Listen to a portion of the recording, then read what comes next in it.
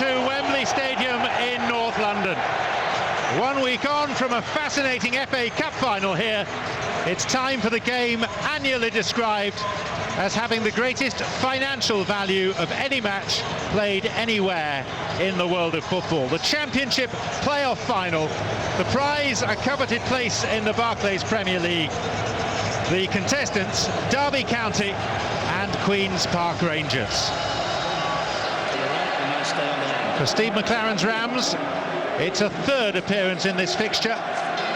Derby have won one and lost one, whereas long before Harry Redknapp was in charge, QPR's previous playoff experience is limited to just a League One final, or at least its equivalent, 11 seasons ago, which they lost to Cardiff in Cardiff. Two sides in the tunnel, getting ready to walk, and they're going to be greeted by inhospitable weather conditions. There's been plenty of heavy rain in the London area today. More is forecast. More pertinently, it's falling from leaden grey skies now as the players walk out towards the Wembley pitch.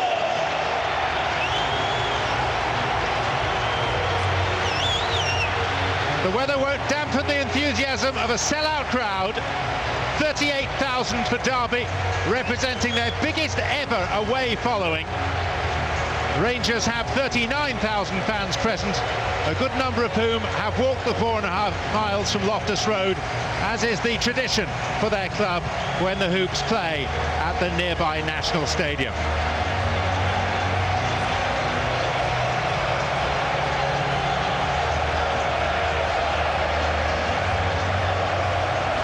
Steve McClaren and Harry Redknapp guiding the two teams, men who were in unison at the outset of the season. For the first 3 months, Steve McClaren was a member of Harry Redknapp's coaching staff. No Brolly today, his first return as a manager since November 2007, when in his last game in charge of England, they were beaten 3-2 by Croatia, and that meant no place at the European Championship finals. No Brollies either for the hardy souls in the presentation party. Led by Greg Clark, the chairman of the Football League, and comprising the managing director of the league sponsor Sky Bet, that's Richard Flint, and also the ambassador for Prostate Cancer UK, the Football League's chosen charity, Brian Kilgallen. Queen's Park Rangers wearing their change colours today and occupying the East dressing room, and their supporters the East end of the stadium. Richard Keogh, the captain of Derby. Lee Grant, their goalkeeper. Some good youthful talent in this Rams team, and even if they don't go up this season, there should be a real force next.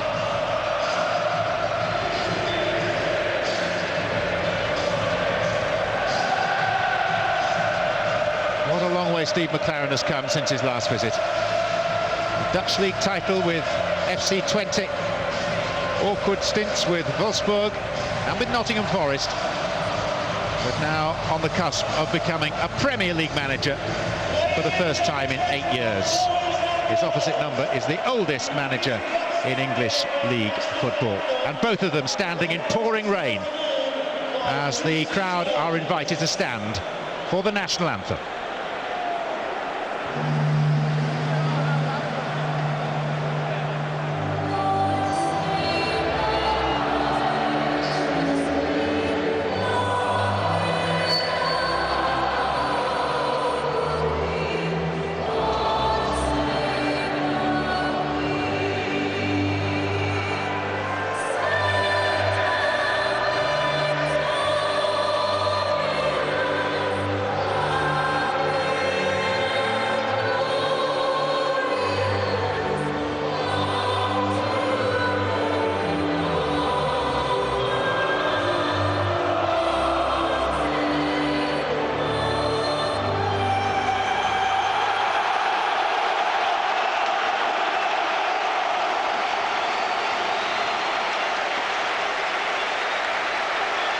So which of these players will step forward to stamp their mark on this oh-so-important Championship playoff final? The team news is simple. Both teams are as they were in the second leg of their respective semi-finals. Derby's 16-goal midfielder Craig Bryson is fit after a back problem, but only makes the bench. 19-year-old Will Hughes retains his place. Well, a younger Derby team that's very much set up to score goals. Thorne keeps things moving deep in midfield. Hendrick and Hughes are programmed to get forward. Russell and Ward in the wide positions have the pace and the trickery to trouble their fullbacks. And Martin, of course, is the main beneficiary of all that attacking movement. And he's been in good scoring form. Same again too for Rangers. They have a vast squad containing 18 full internationals. The biggest earners have been loaned out to save money, but this is basically the group that Harry Redknapp has largely relied upon. Their only injury doubt was Nico Kranjčar, but the Croatian is fit and plays. And experience almost everywhere you look in this team. A strong-looking back four that needs to brace itself for a possible opening Derby surge. Can Barton and O'Neill in central midfield cope against Derby's three? They're going to need to try and gain some control there, you would feel. And Hoylett, we know he's skillful. Kranjčar on the other side, very classy. And Doyle's hard work could be the perfect foil for the poaching expertise of Austin. Well, Charlie Austin has scored 20 goals this season. Would have been more, but for 2 months out with a shoulder injury. Maybe had he been fit and firing throughout, then Queen's Park Rangers wouldn't have needed the playoffs. But their away form has been patchy. They have been far from consistent as thunder rolls overhead. But Charlie Austin is the figurehead for QPR in very much the same way as Chris Martin is for a Derby side who rely on Jake Buxton for solidity at the back alongside the skipper Richard Keogh. A show of togetherness from the Rams, which has been their way ever since Steve McClaren walked through the doors at the end of September with the team in 14th place in the Championship. Since then, just 6 defeats in 36 league games, and here they are on the threshold of the Premier League again. Whilst for Harry Redknapp, well, he has plenty of Wembley memories, but not many happy ones. His last win here was the FA Cup with Portsmouth in 2008. Well, and just like the second leg of the semi-final against Wigan, he's ruined another suit, John, already. It is that sort of a day. The rain has eased off ever so slightly in the last 5 minutes. But it will be a beautifully slippy surface out there. Estimates vary as to the value of this match. The general consensus seems to be about £120 million. Match referee is Lee Mason from Bolton in Lancashire. A game that is lousy to lose and highly lucrative to win. And it's Derby in the predominantly white shirts. They were first to show. Will Hughes with the tackle there on Gary O'Neill. Yeah, and just to point out that Derby are starting with Russell, who's left-footed on the right-hand side, and indeed Ward on the left, who's right-footed. So you'd imagine both of those guys are going to be looking to cut inside.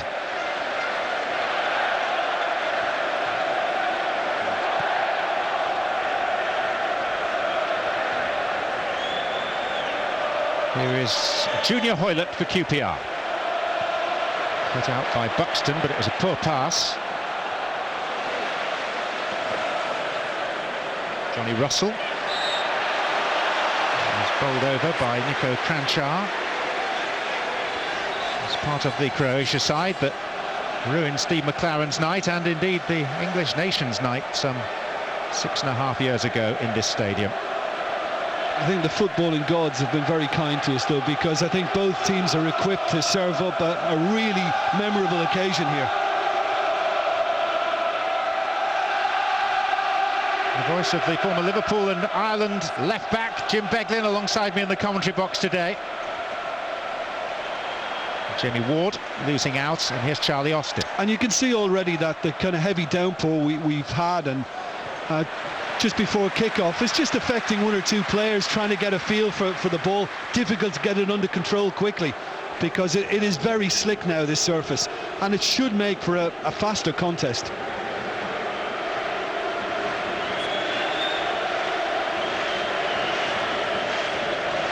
Both sides come into this game in good form. In fact, in Derby's case, very good form. 7 wins and a draw in their last 8. For QPR, it's 1 defeat in 7. Yeah, you'll get a lot of that from Kevin Doyle. He's a workhorse. He really does put the effort in, and he was doing his utmost there just to try and deny that one going down the line. Didn't quite time it correctly.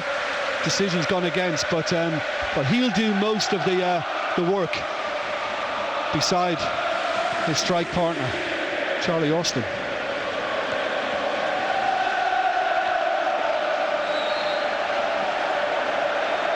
Cranshaw is down. Not for long for Queen's Park Rangers. Oh, nice to see that from Andre Wisdom, that he didn't mean any harm by it. And maybe cause for concern for Steve McLaren already with the phone out.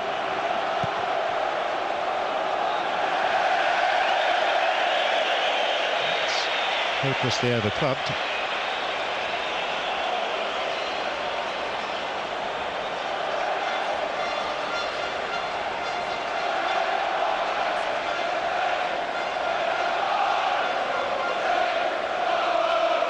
Yeah, QPR just looking to kind of press high as well, denying the chance for Lee Grant to knock it short to one of his defenders to allow Derby to play out from the back.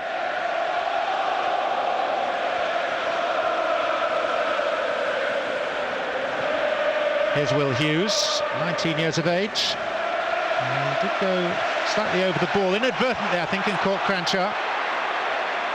Johnny Russell, signing from Dundee United. Hughes, Russell, referee will pull it back for a free kick. It's a scything challenge that came in. Yeah, and again, this surface doesn't help that. I think Gary O'Neill's trying to say that he was just attempting to go for the ball in lunging in here, but I thought he got a piece of Will Hughes before he got anything on the football, and I think Lee Mason had every right to give that decision Derby's way.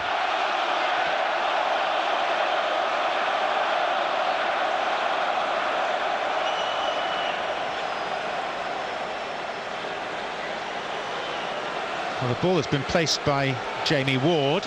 Johnny Russell's taking an interest too. QPR goalkeeper is Robert Green. It doesn't necessarily need to go aerially either, because with a pitch this slick, anything that hits the surface before the keeper could cause big problems.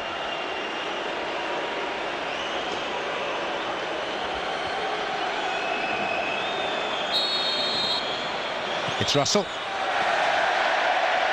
It was weak, wasn't it? You know, he didn't get good contact on it.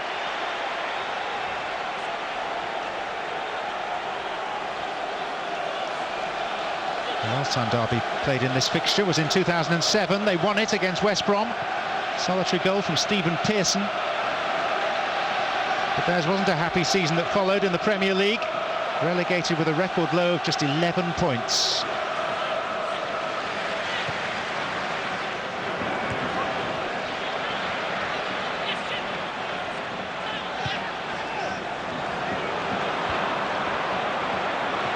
QPR just need to settle down a little bit. They need to just kind of make the ball stick, pick each other out, just enjoy a little bit of possession, and maybe just compose their play slightly.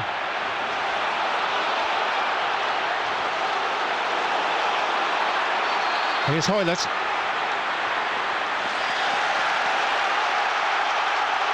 Well, this may help QPR to settle down a bit. Yeah, and that'll be a good battle between Hoylett and Forsyth at left back for Derby. He's going to have his work cut out, the youngster, in trying to contain the Canadian.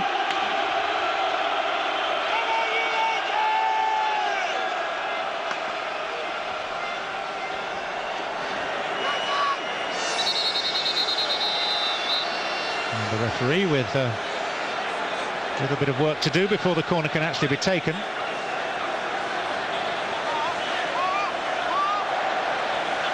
Jay Buxton and Clint Hill were hewn from the same piece of granite. Spartan's kick. Richard Dunn was arriving from the back. Yeah, Derby are saying that it came off a QPR head, but the decision has gone their way. Richard Dunn flung himself at that. And it's another overhit one from Nico Kranjčar, who hasn't quite got his touch and his feel for the game sorted as yet.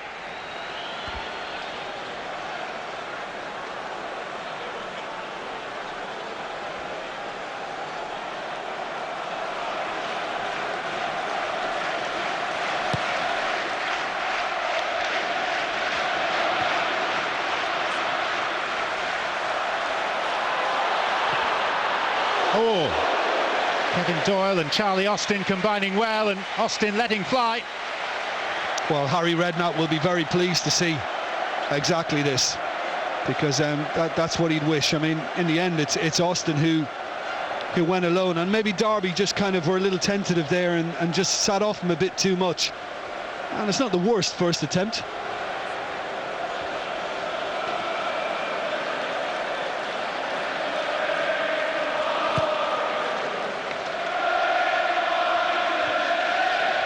Chris Martin. There's Russell.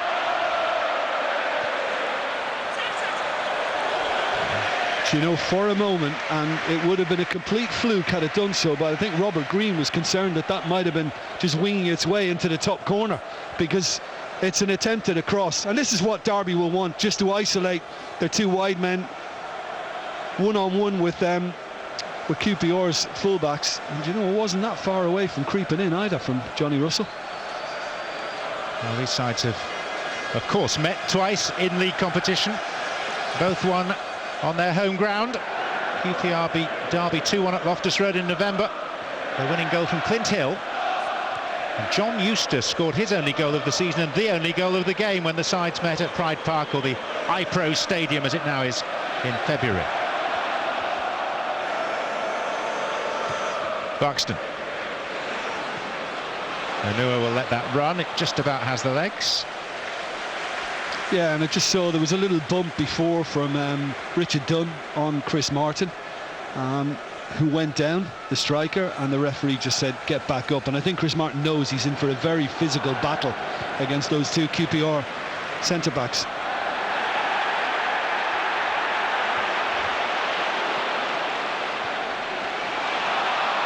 Good cover from Onua.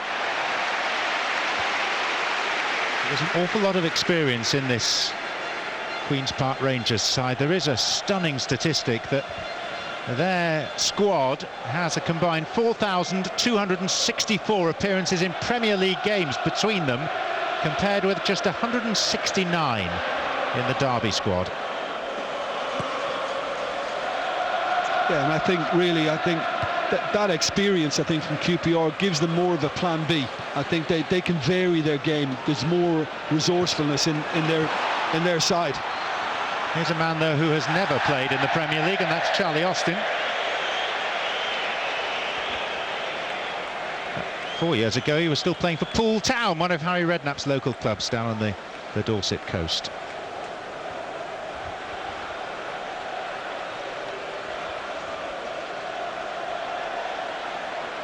Rain has now completely stopped.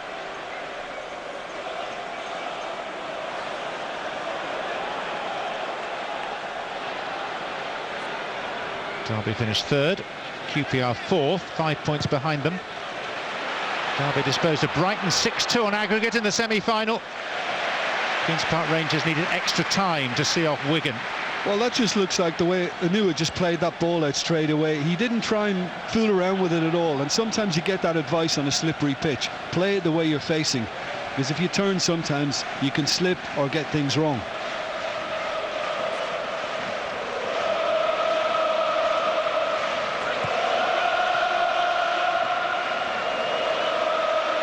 Don't be deceived, by the way, by any empty seats that you see. It's not that QPR and Derby fans haven't bought the tickets. Those are corporate seats.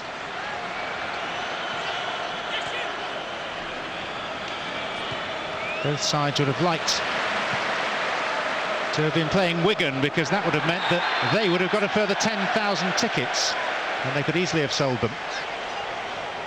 Yeah, and Jake Buxton trying to get very, very tight, as he would wish, to Charlie Austin, but was a little over robust.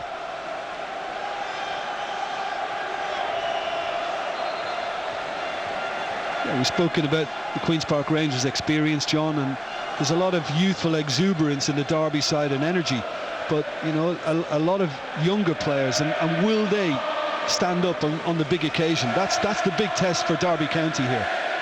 Barton. Well, they've stood up often enough this season, although I wonder, is it telling that they have lost home and away to both Leicester and Burnley, the two sides that finished above them in the table? Yeah, and I think ultimately that's what QPR will be hoping to do, to outsmart them, just be that little bit too clever for them because of the nous within the hoops. Queen's Park Rangers looking for an immediate return to the Premier League, having been relegated last May. Significant surgery carried out on the squad. 25 players have left, 25 have come in.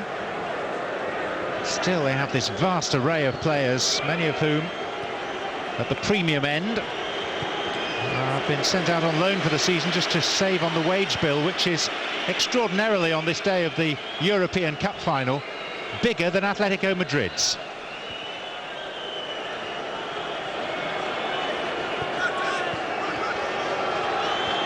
And I think the way QPR have set up here, very much to frustrate a Derby side we know can be very fluid and exciting. Forsyth. One back by Johnny Russell.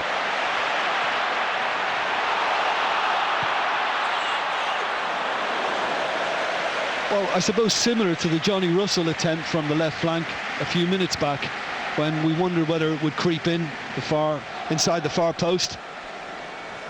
That time, that wasn't a good touch, and QPR then just give up possession again, and Forsyth is just fed in down the left-hand side and just goes for the early one, looking for the runner, and it's nowhere close.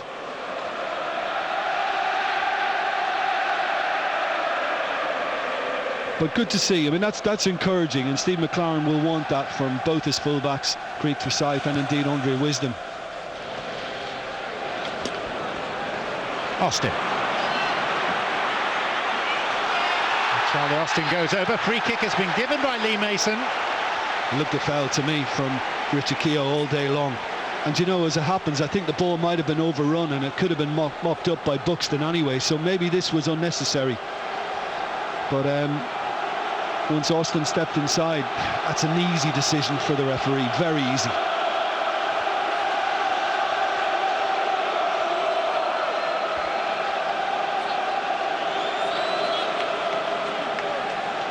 Well, you would have thought a left footer for this, but Cranshaw and Barton are there, and it looks like one's going to hit it with his right.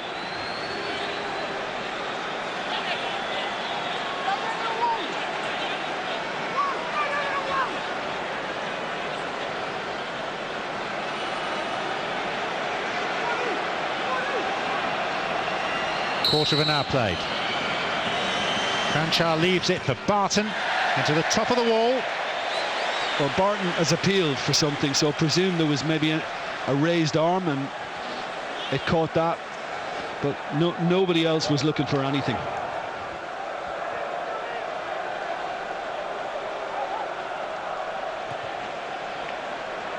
Doyle. Out by Hughes for Derby.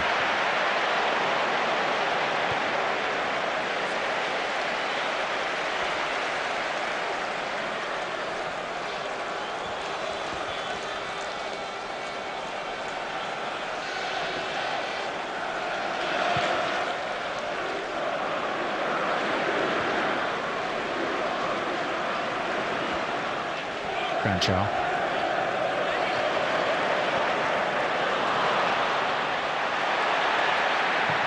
Thorne going in. It's QPR who retain possession with Barton. Anua.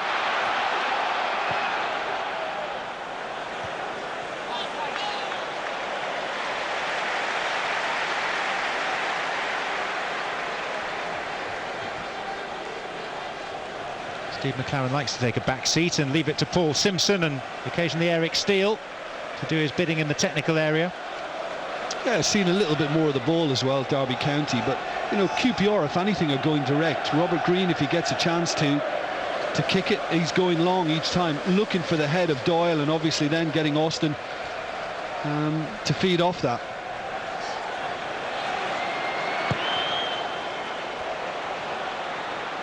Austin. It's Doyle.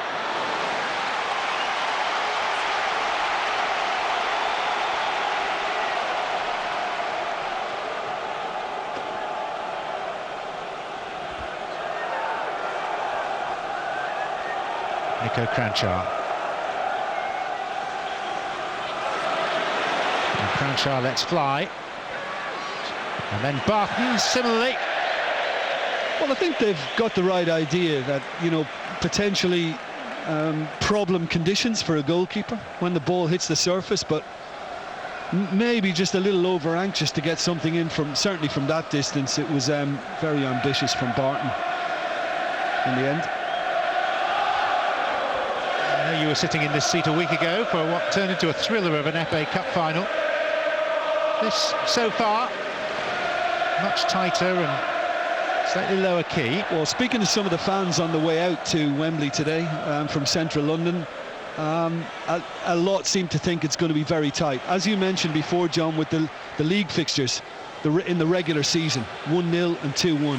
I think it could be something similar again. You know, this could be a one-goal game. I hope not. I hope there's a few more than that, but I wouldn't be surprised if it was. It often is, this fixture, a one-goal game. Last year it was Kevin Phillips that got that one goal in favour of Crystal Palace. And encouragingly for whoever wins today, the last three sides promoted by the playoffs have survived their initial season with the big boys. Swansea, then West Ham, then Crystal Palace. Derby with a man down. Anua to Barton. Now the referee calls a halt.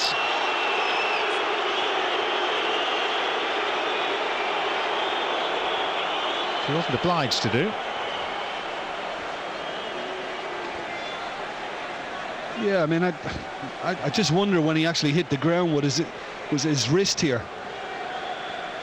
Yeah, maybe he just went over a little bit on his hand, and maybe he's just kind of twisted it a little. He certainly seems to be holding it in the end, George Thorne. And he's done well on loan from West Brom. I like him, John. I really do. I think he's very efficient. You know, he's clever. He seems to have an appreciation for the role, just to kind of keep everything ticking over, keep the ball moving, and keep getting certainly those either side of him. And today, Hughes and Hendrick on the move, getting forward, as Derby like to do. And he can back it up when he feels the time is right, as he did in the second leg against Brighton semi-final, when he scored a very good goal from outside the box. Yeah, he looks to have a very good future ahead of him. And judicious use of the loan market has been a key plank of Steve McClaren's strategy. Not just George Thorne, but Andre Wisdom from Liverpool and Patrick Bamford from Chelsea, who's on the bench today. Seems to be a willingness from the Premier League's leading managers to entrust their younger talents, knowing they'll be well guided and well coached by McClaren. Here's Richard Dunn for QPR. Junior Hoylett. Running it for Saif. Important touch that by Buxton. Barton. Cranchar, outside him is Clint Hill. Back it goes though to Joey Barton. Now swept in the direction of Danny Simpson. Yeah, and it's almost kind of Cranchar territory with Barton then, just looking for the kind of that longer one over the top and over-hitting it. But on the earlier attack, I love the ball from Richard Dunn to get Hoylett away, and straight away he's one-on-one then with young Forsyth. And that's exactly what QPR need. I mean, this guy has got the skills, and it's a difficult position for fullback. Which side is he going to go at? And in the end, there's a half block on it, and Derby were in trouble, it seemed, for a while, but ultimately dealt with it.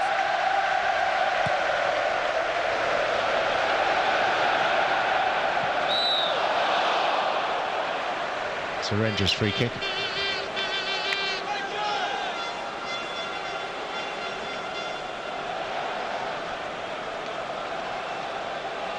They've kicked an awful lot long. Queen's Park Rangers so far, and it wouldn't be. There's another one for Kevin Doyle.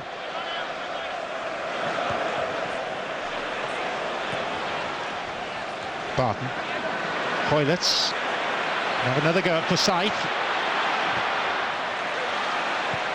It's very good fullback play because he's getting something on it each time.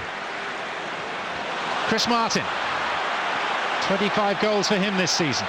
Johnny Russell, and now Wisdom. Thorne, Russell. But look how quickly Queen's Park Rangers regroup then. The referee sees no foul there by George Thorne. Will Hughes. Thorne.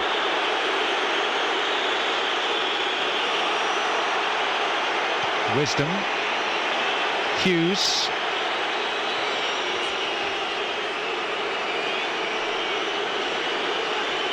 Wisdom. Not the worst ball, you know, not easy for Wisdom. It was pretty tight trying to get that past Clint Hill. But again, on that attack, George Thorne, who won the ball initially, very prominent, and his ball retention is also good. I didn't mention that before. Did well just to keep that alive for Derby.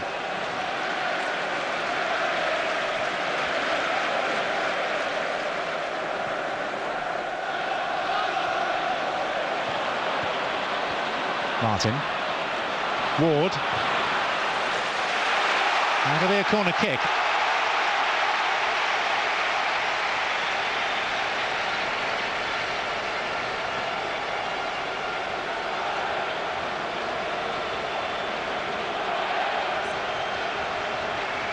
The captain is one of the first to get himself up there.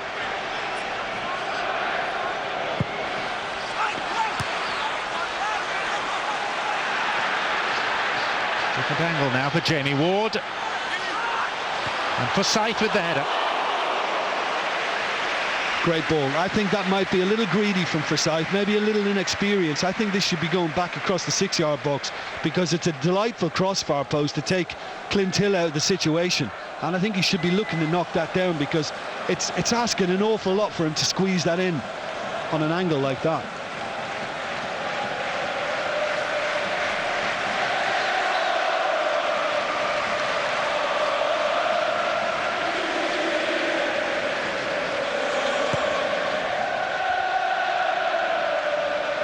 A game that can unlock the door to the promised land. Ward. Bit of time here for Clint Hill.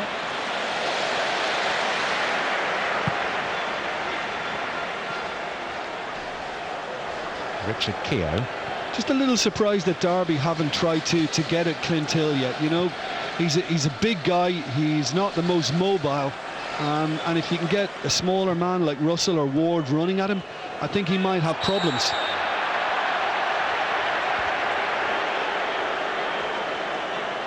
Well, QPR possess a couple of no-nonsense defenders in Dunn and Hill, who have a career tally of 25 red cards between them. Well, if you're talking red, you've got to follow it up with a mention of Joey Barton, surely. He's only got 8. He's an angel by comparison. Where Clint Hill's been concerned down the years, not much tends to get past him and live.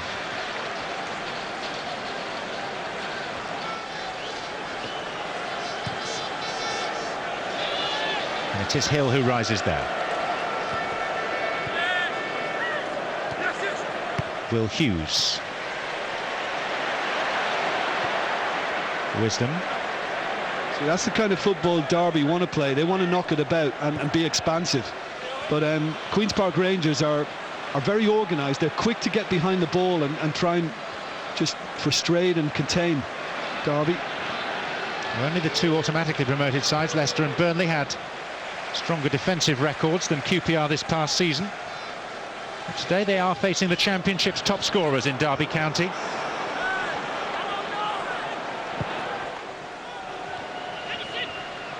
Ward. Rode his luck a little, and now frees Will Hughes.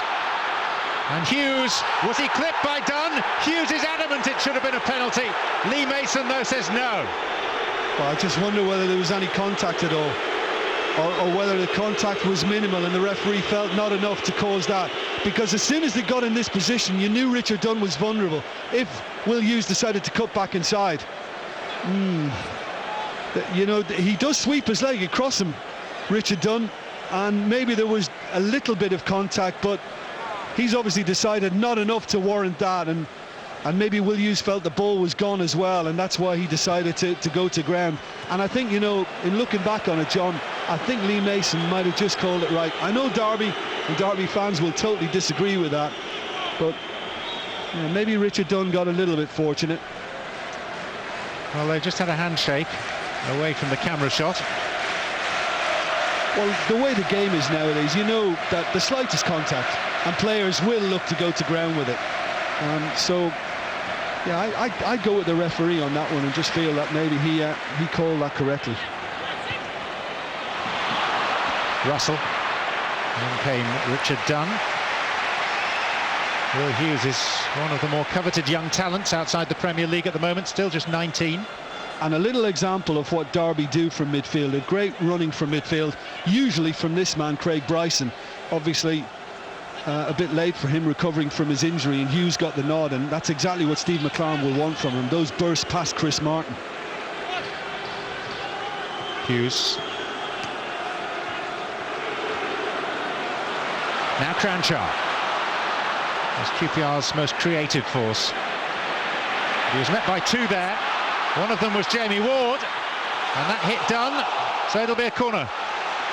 Yeah, appeals for a handball, but it seemed to come off his chest, midriff, Richard Dunn. And as long as he keeps square on, it's difficult to get past him. Cranshaw just ran into a cul-de-sac. Too many Derby players. Worth a pop from Jamie Ward. Yeah, I mean, it does come off the arm, but it's tucked right into the body, so that's why we heard the appeals. It's Russell's kick towards Martin at the near post. Here comes take two, which goes behind Ofanua.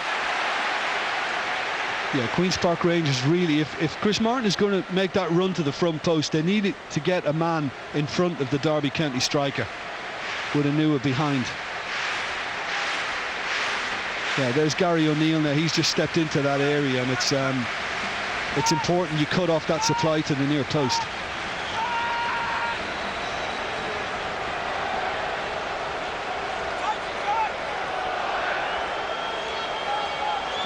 Russell.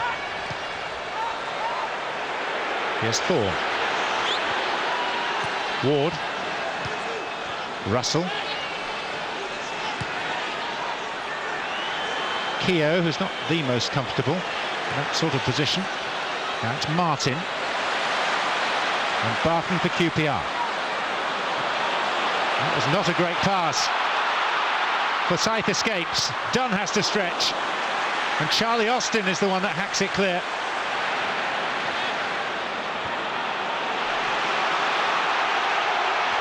Not the greatest ball from Barton. Put his side in trouble.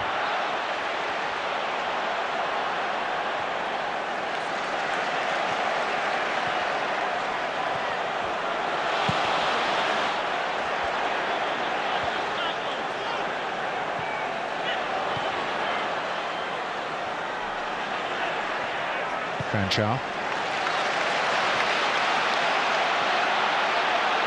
Simpson.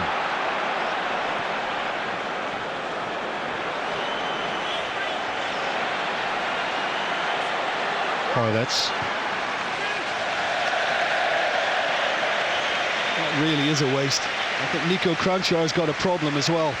I mean, he went down when he lost possession a short time ago. And there seems to be some communication to the bench that a change needs to be made, yeah.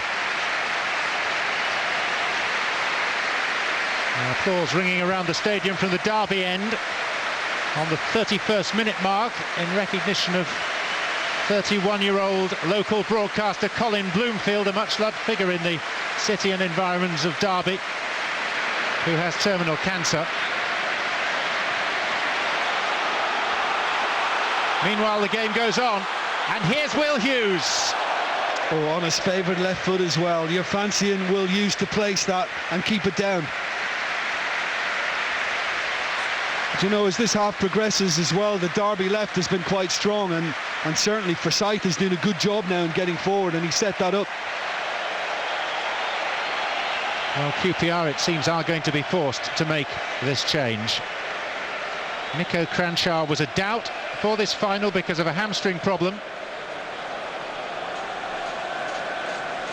And not only will he be disappointed at having to leave the action early, but there will also be concerns in his mind, presumably, about the World Cup, which is upcoming for him with Croatia, for whom he is a central figure. Well, maybe that's the reason why he's decided and, you know, told the bench that I can't go on. He knows that if he stays on, it could do serious damage and ruin his chances. This maybe gives him a chance. Armand Traoré, formerly of Arsenal, is going to replace Nico Cranchar.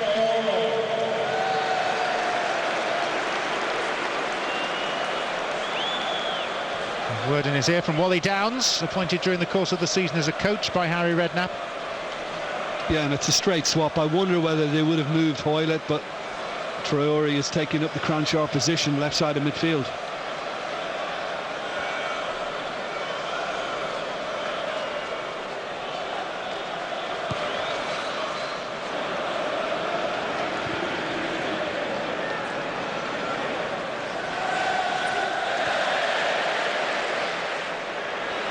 Game so far devoid of clear-cut scoring opportunities.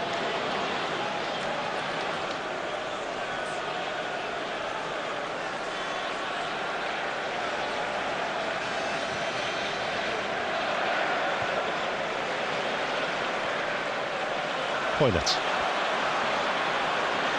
Easing away from Thorne and still going, Junior Hoylett, until halted by Buxton. Yeah, I think for a moment he thought about maybe just firing when he had a little bit of space, when he got it on his right side.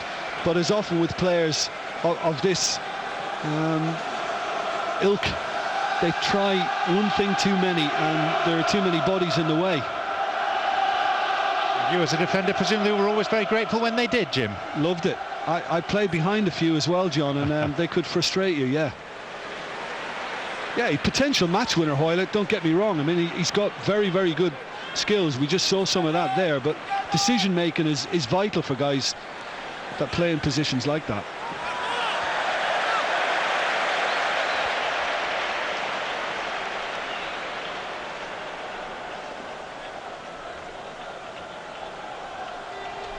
I think Harry Redknapp, often his sides play with a flair and a freedom and score their fair share of goals too, but I think they've set up to try and counter Derby first, and then they seem to be choosing a very economic route forward. It's been route one, it's been a lot of long ball stuff, just seeing another one again now, and they just don't seem to want to take on Derby in midfield.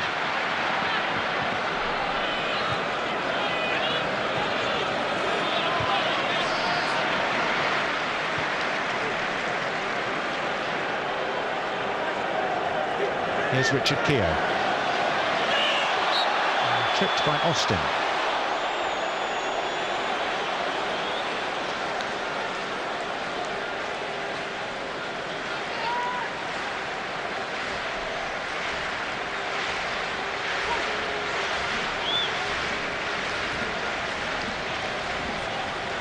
Russell. The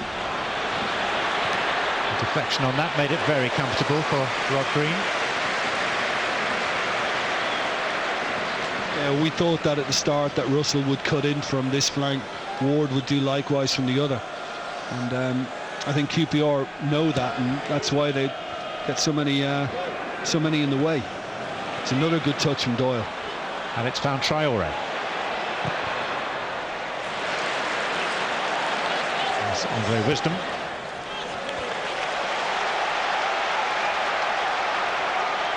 Solid and consistent Andre Wisdom. He's had a very good season for Derby County. Gary O'Neill, Danny Simpson,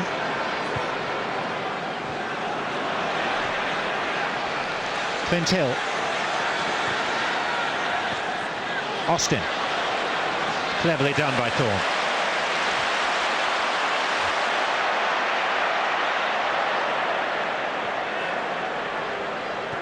think he's looked very good so far, George Thorne. He just looks at home at Wembley for a 21-year-old. Great maturity. I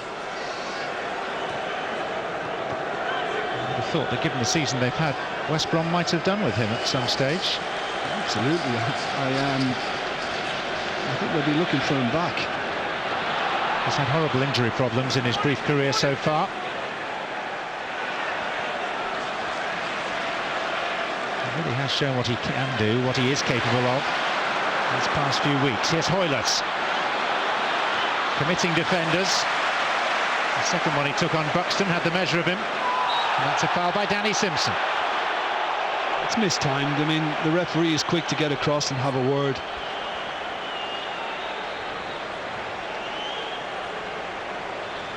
Just coming back to Andre Wisdom, has he had a good enough season that he can hope to go back to his parent club Liverpool and have a realistic chance of playing first-team football next year? Well, I mean, that's the step up you've got to make. Can he do it at the next level again?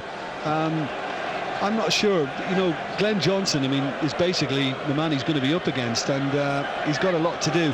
Particularly, John, is the style of football at play under Brendan Rodgers at Liverpool is very attacking.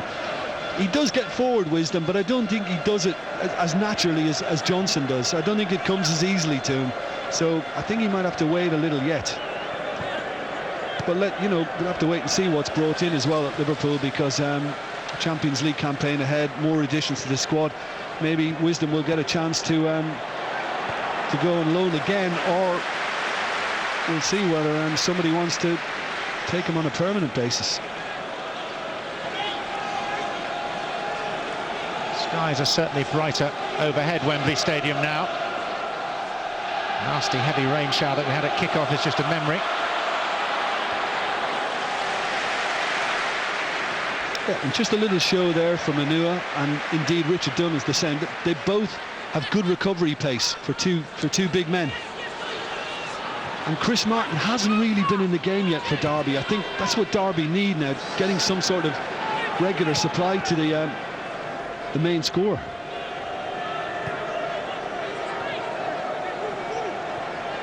Keogh.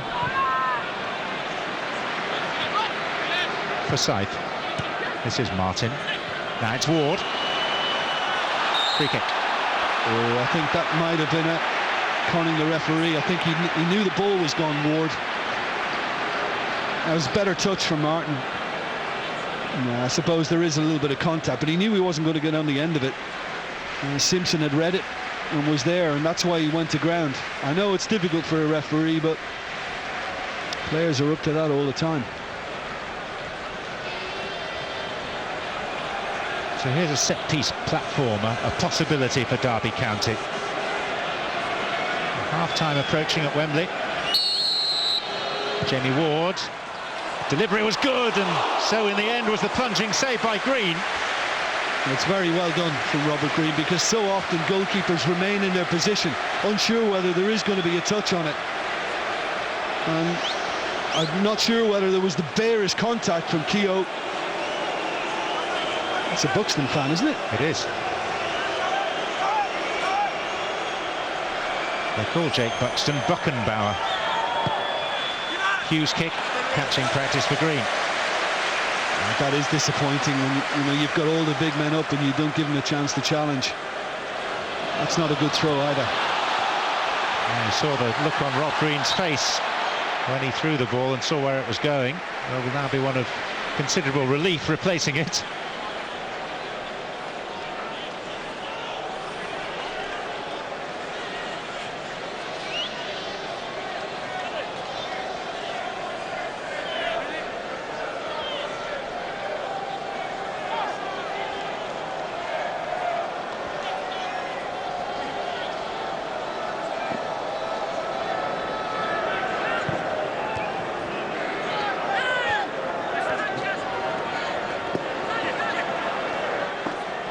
Hughes, now Ward, Richard Dunn.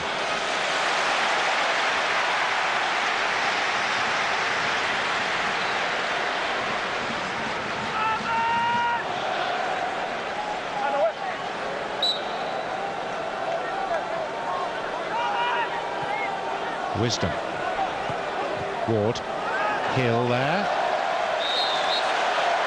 That's a foul by Wisdom. A little too strong as Hill tried to clear. There hasn't been an ebb and flow to it. It hasn't really excited this game. Sometimes it works out that way. There's so much riding on it, a little bit of tension creeps in.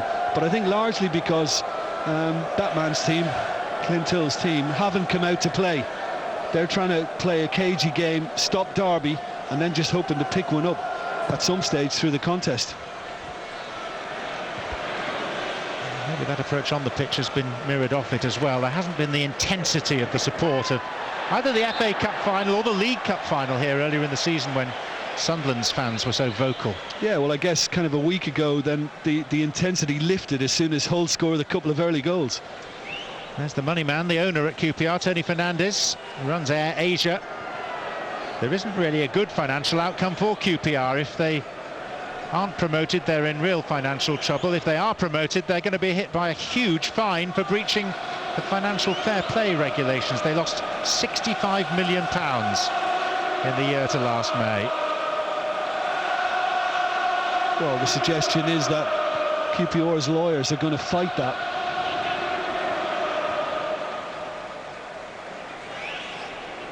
Well, lawyers don't come cheap, Jim, as we know, so there's still no good financial outcome for QPR. True. Well, I think it's fair to say they haven't quite taken off in this game either, John, and for me, Derby have made most of the running and looked the more positive outfit, played the better football. Some of it from this man, Will Hughes. It's good play by Clint Hill.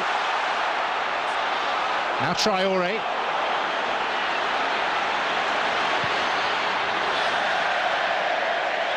Never looked really confident, Traore. What about the shimmy of the hips from Clint Hill? Yeah, it was nice work. That was a lovely little kind of pinch of the ball and then easing past a Derby opponent. And once Traore got in this position, he'd made his mind up. You could see that. And in the end, he's pulled it badly. Harry Redknapp drying out gradually.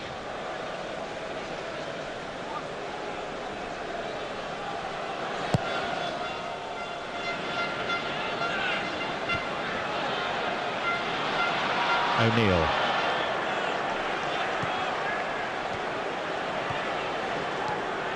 Hill. Doyle's layoff dealt with by Wisdom. Thorne. Hendrick. And now Craig Forsyth, the former Watford left back.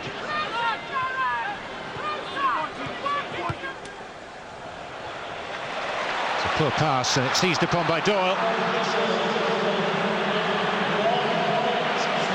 That's brilliant. Thorne Absolutely again. Brilliant from Thorne, really is. Ward. And a good position wasted by Jamie Ward. It's not the first time Thorne has done that in this game either. You know, more to his game than just getting Derby moving forward. He has to do the defensive ugly work at times.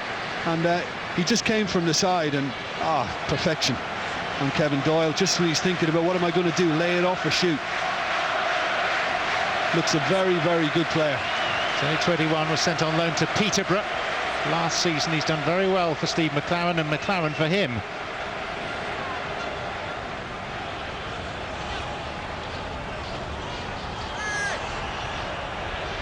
Hughes. That is the half-time whistle. And it has been, frankly, for the neutral at least, a disappointing first half as a spectacle. One understands why, so much at stake. But it has been rather strangled by the caution in particular of Queen's Park Rangers. Neither goalkeeper has been particularly busy.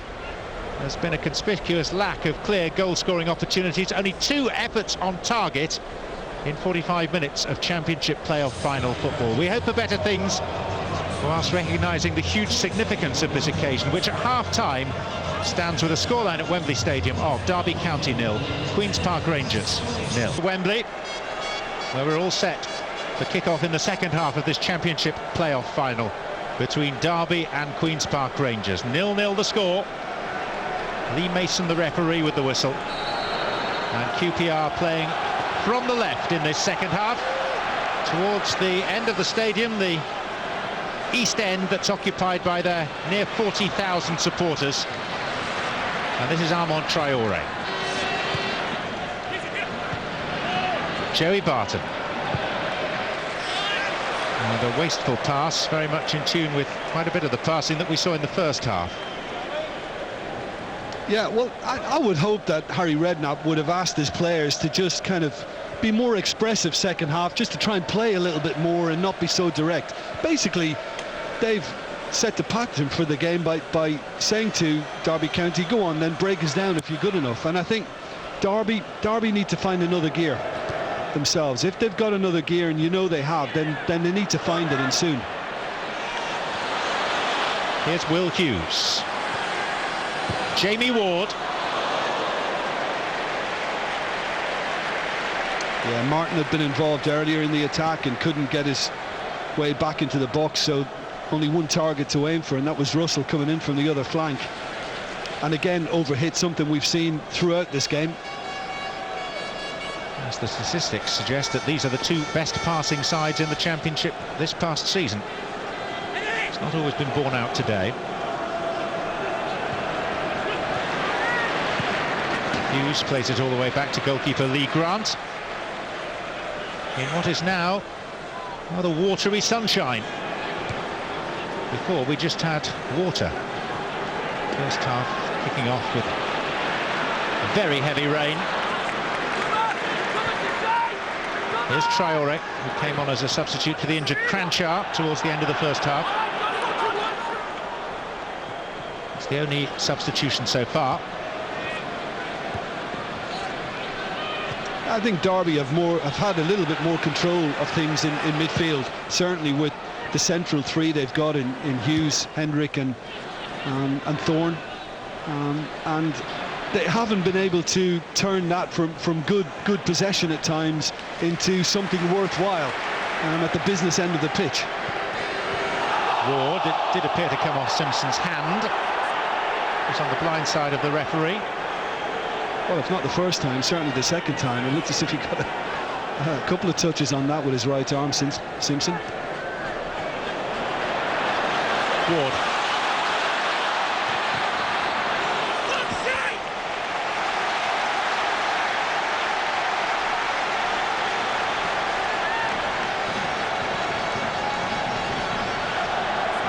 Here's Hughes for Scythe.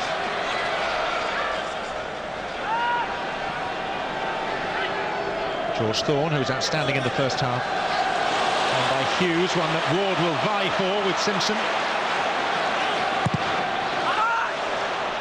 Richard Dunn's header. And Barton finds Austin.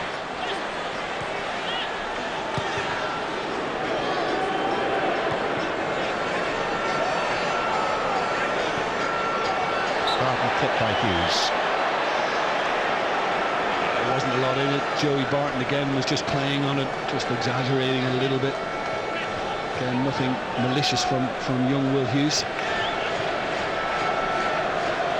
And there's no attempt, look, by Barton or O'Neill to go short and get this from Manua. It's just basically assumed that it will go long on each occasion in Queen's Park Rangers. Obviously, it's what they've been working on in training in the build-up to this.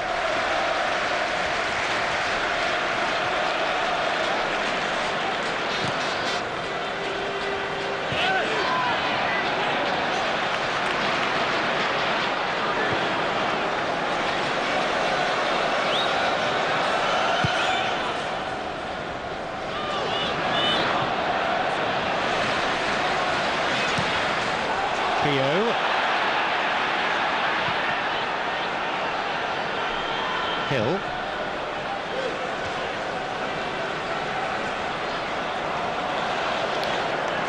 I can understand why QPR are doing it, John, because I think Harry Redknapp's looked at it and thought, if we go toe-to-toe with Derby County, then we might lose out. So, but it's rare you would see a Harry Redknapp side being so direct. 6 of the last 10 Championship playoff finals have finished 1-0. This is looking like it might be 7 out of 11. It makes an awful lot of sense when you consider the prize and the finances involved often can kind of sway the way. Well, you would hope that who dares wins, but it's kind of, they're almost afraid to kind of go for it. Done, pressurised by Russell. The outcome is a corner. That's good pace by Russell and good pressing. Obviously trying to get on the end of it, but he knew he was going to put Richard Dunne under considerable pressure if he didn't. Jemmy Wood is asking for more encouragement from the Derby supporters at the West End. Behind the goal that the Rams are attacking. Ward to take this corner. And it's towards Buxton. Keogh was arriving too. And Simpson nods it behind. He wasn't corner from the other side. He wasn't intending that, Danny Simpson. He got that wrong.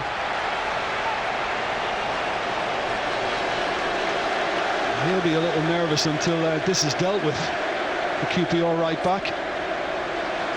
Well, it was Ward from the left-hand side. This will be Hughes from the Derby right.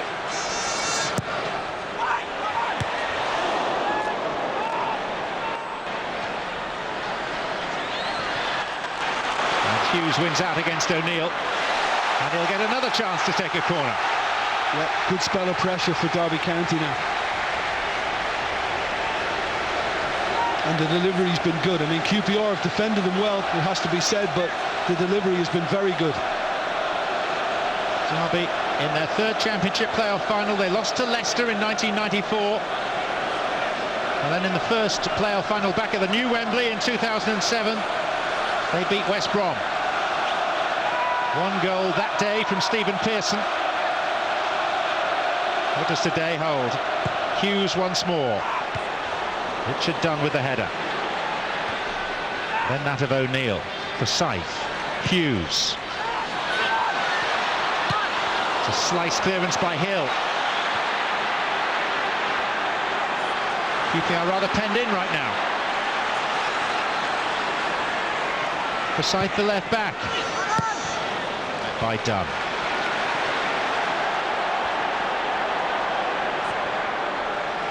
Johnny Russell.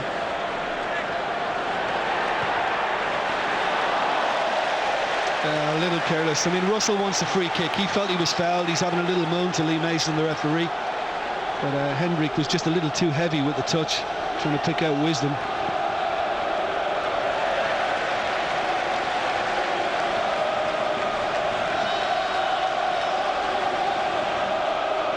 Managers who were colleagues for the first 3 months of the season. Harry Redknapp attributes Queen's Park Rangers' excellent starts. Their first defeat didn't come till their 12th game, in large part to the coaching of Steve McLaren. Two of them dealing at the time with a fractured dressing room. Well, it looks like Bobby Zamora is going to come on now, John. Harry Redknapp obviously wants a bit more presence up front in that QPR attack. But it'd be very interesting to see who he removes. You would suspect it to be Kevin Doyle, but he's actually done more for the team than Charlie Austin.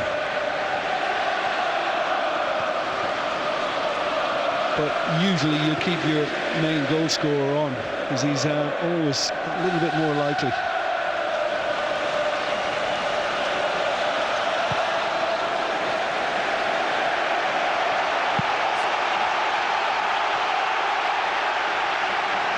Well, Derby's fans are responding. They seem encouraged by what they've seen these past few minutes. It is to be Kevin Doyle that comes off. Player on loan from Wolverhampton Wanderers of the league below, although they have been promoted as League One champions. It's another corner.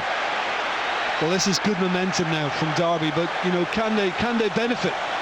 Can the likes of Keogh or Forsyth or Buxton just get there before a Richard Dunne or a Clint Hill? Well, Buxton always adopts a deep position and then arrives late, which he tries to do now. It's beyond him. He comes out to Hoylett. Troy always made a break. Wisdom for Derby.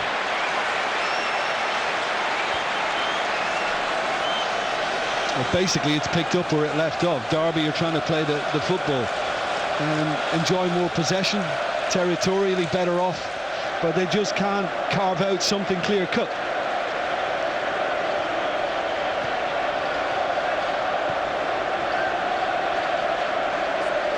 Jeff Hendrick. Part of this youthful Derby midfield. Hendrick's 22, Thorne 21, Hughes 19.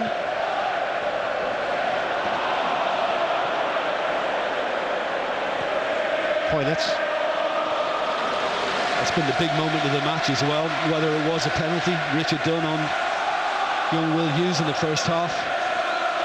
He was convinced, the Derby youngster, wasn't he? But Lee Mason was strong. A very important decision. Another referee could easily have given it.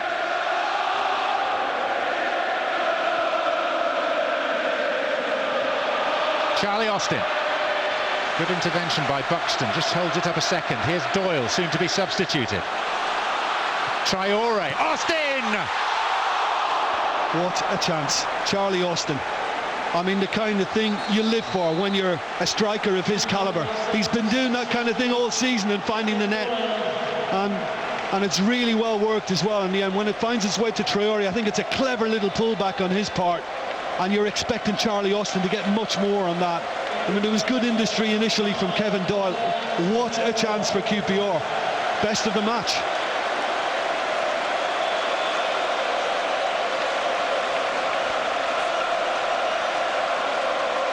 Well, Doyle was involved in that move, if not in the finish to it, and he's been replaced by Bobby Zamora, who may well be playing his last game for QPR. His contract is up, and there's been no sign so far of a new one. But he is a course and distance specialist. 9 years ago, Zamora scored the only goal in this corresponding final, albeit in Cardiff's Millennium Stadium, to see West Ham promoted at the expense of Preston. O'Neill. Austin. Hill. Queen's Park Rangers, whose squad is vast, although reduced in number somewhat by the loaning out of players on huge salaries. Julio Cesar, Loic Remy, Adel Taarabt, Korean Park, Stefan Mbia, Esteban Graniero. All shipped out. Here's Hoylett. And the shot on the turn by Austin. Yeah, never is easy. He knows, and you could see his reaction from the attempt just moments before. And he felt he kind of let himself down. That was a very good challenge from Joey Barton, just to keep things going again for QPR. And once it finds its way to Austin, never easy on the half turn. And there's the evidence. Better from Queen's Park Rangers, though, in reply. I mean, Derby had good momentum second half, a lot of corners, pressure. And the onus is very much on Queen's Park Rangers now to show some composure on the ball and work it a little bit more from midfield. Russell trying to thread it for Ward. Hughes. Russell. Johnny Russell's in here and he's tripped by Gary O'Neill. Now does the referee go yellow or red? Big call for Lee Mason.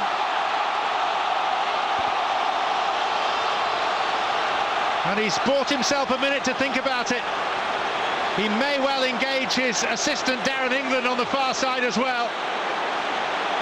Does he reduce Queen's Park Rangers to 10? Was it, without any question, a clear goal-scoring opportunity?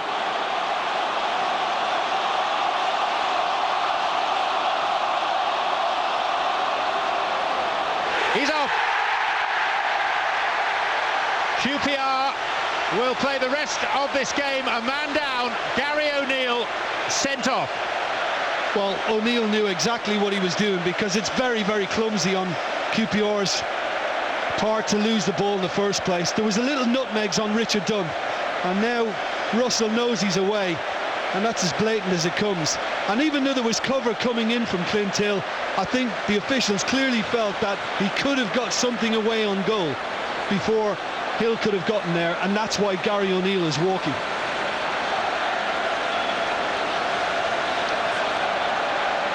Well, Derby have enjoyed a very good spell since half-time, and now that pressure has brought the error from O'Neill, which has meant a red card, and also this opportunity for either Russell or Ward. Well, you would imagine a left footer would take it, John. We'll see. It looks set up for that. It's Ward, and it comes off done for a corner. Yeah, well, the right footer went for it in the end, and he hit it very, very well. Ward, good power behind it, and now Derby clearly feel a big game changer. They're very, very much the favourites. They were coming into it, and looking to capitalise. Will Hughes. Foul given against Chris Martin. And a good header near post by Richard Dunn again. He's got his head to quite a lot second half. Been very important. Well, Lee Mason forced to make a call he will not have enjoyed one bit. I think it's justified as well, because Hill wasn't getting there on the cover. I wondered initially, and once Gary O'Neill did that, he knew he was taking a chance and it could have been red. And unfortunately for him, it's gone against him. The 25th Championship playoff final and the 4th red card. Jay Tabb of Reading, Jamie Ward of Sheffield United playing for Derby today, and Lee Hendry, the others to go.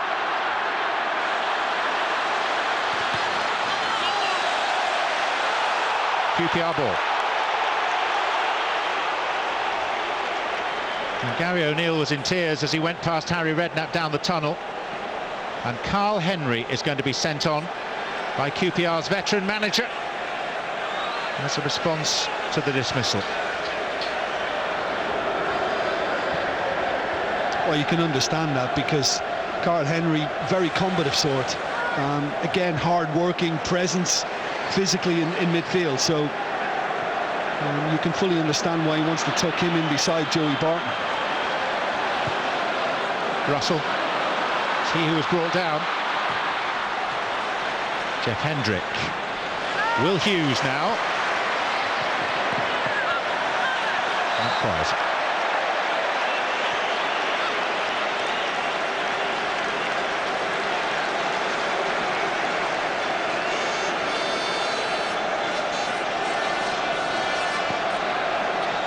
Well, we've not seen a great deal of attacking intent from QPR all afternoon long, and presumably the dismissal means we'll now see even less.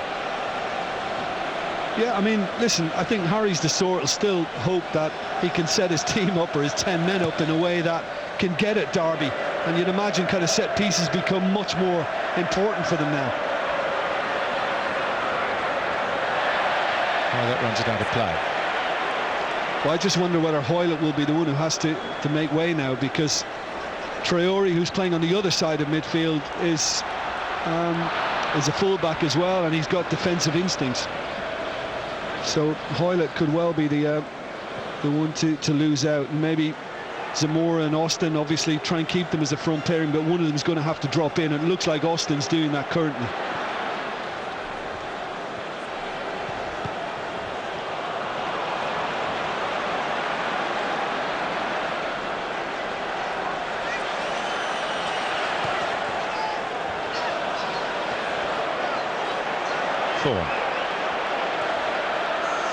Russell. This time Anua managed to deal with it without consequence for QPR. Oh, it was very well timed by Anua. I think he and Dunn have been very strong, and they're going to need to be even stronger now to see this out.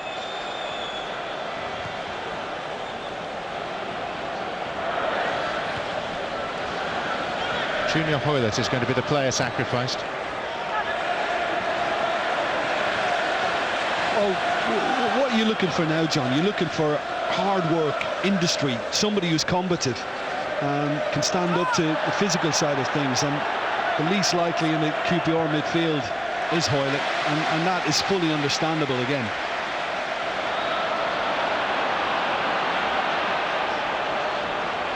You've said what they're looking for, Jim. Are they also looking for penalties now? No, I don't think so yet. They'll still hope they can nick it, but obviously the priority is just keeping Derby at bay. Ward. It's a poor touch. Russell seizes upon it. Well, he's going to need to put in a hell of a shift now, Joey Barton. They're going to need to kind of do the running for two men, largely those guys in midfield for Queen's Park Rangers now. This break in play brings the opportunity for the substitution to be made. Some hesitation from QPR, so on we go. Hendrick.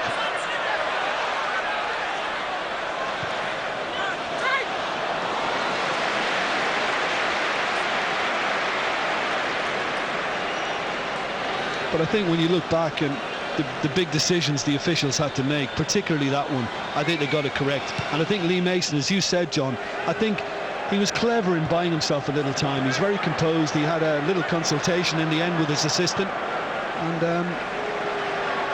they chose correctly.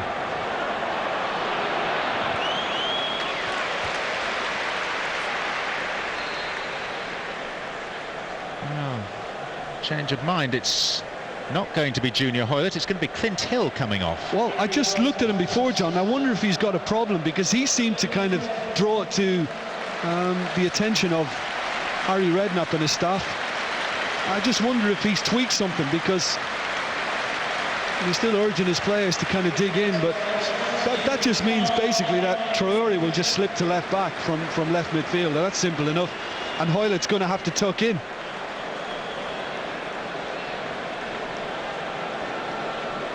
Changed by Derby as well. This will be their first. And in fact, it may well be a double change. Simon Dawkins is replacing Johnny Russell. Russell was fouled by O'Neill.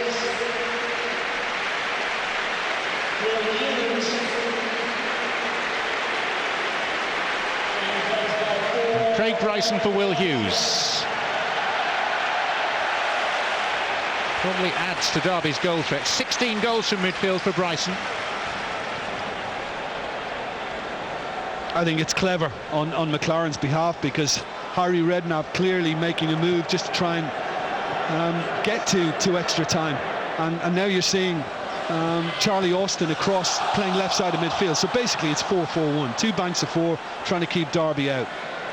And now, in return, we're seeing Steve McLaren go for Bryson. The goals, as you said, from midfield, John, important. And Dawkins as well, trying to offer a spark, very much in keeping with the style you get from Russell and Ward.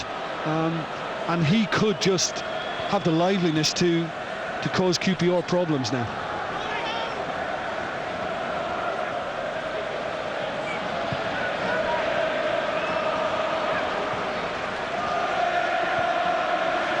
Thorne. Forsyth. Dunn's header. Out as far as Wisdom.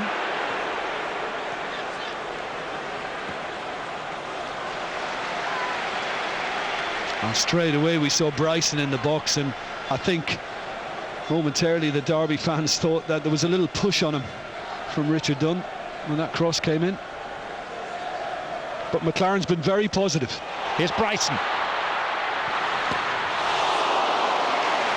Already he's made a difference for me, Bryson. Making very, very good runs into the penalty box. And it's a lovely little flick from Hendrick to get him in, shifting it on his right. Just worried, Robert Green, that there isn't a touch to outfox him. Wards onto the head of Traore. A comfortable clearance for him. Jamie Ward has it once again. Did well to keep that alive for Martin. Well, I'm not sure whether that was post or whether it was good hand from Robert Green, but you know, that far ahead of the near post, it was a really good effort from the Derby striker, and the first decent attempt he's had. Derby continuing to press. George Thorne. It's Bryson. Bryson again. Jamie Ward. Standing the ball up for a header from Keogh. He just got himself in an awkward position, the Derby centre-back. the skipper.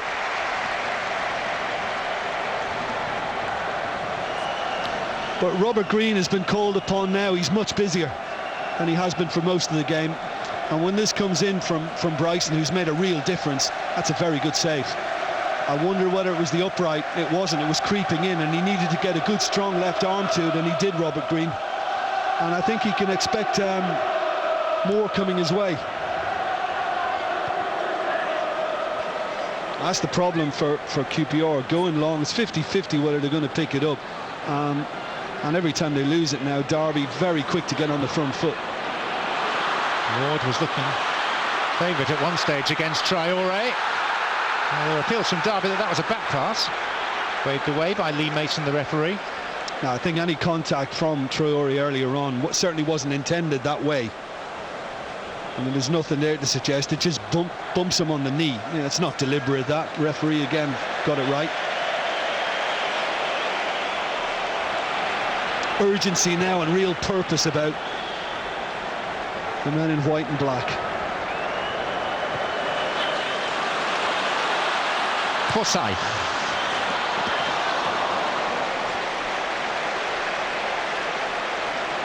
Derby County making their 6th visit to the National Stadium, dating all the way back to the 1946 FA Cup final. Queen's Park Rangers their 5th, but their 1st since they lost to Oxford United in the 1986 League Cup final. And poor old Gary O'Neill, having found a seat right at the back of the dugout, his misery compounded. He's been told he's got to move. Been sent packing twice.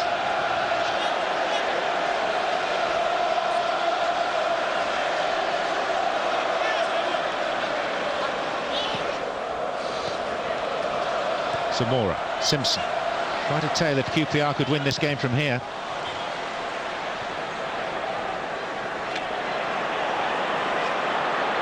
Here's Keogh, the Derby skipper.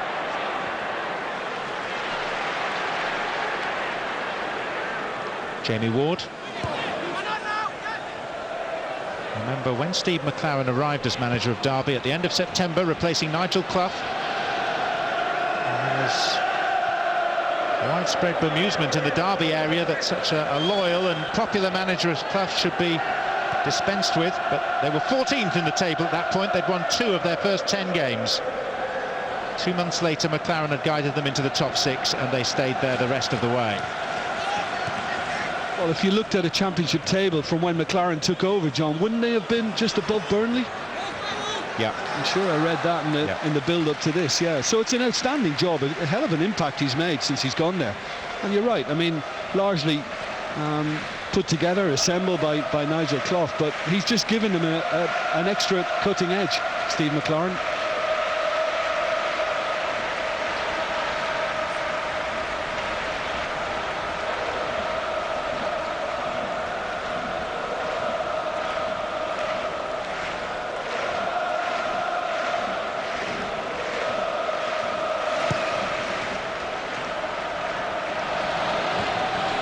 First staging post for QPR, I suppose, is to try and take this to extra time. They don't get a chance from a set piece themselves. Here's Martin looking for Dawkins.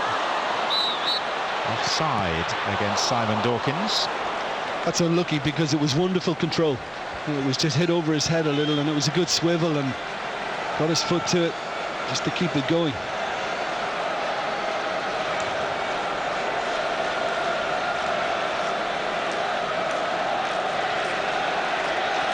Well, I guess the only chance really for QPR to get out and just have some possession in the opposition half now is if this fella can get hold of it or flick it on, Bobby Zamora. And again, QPR straight away after the long ball downfield are on the back foot.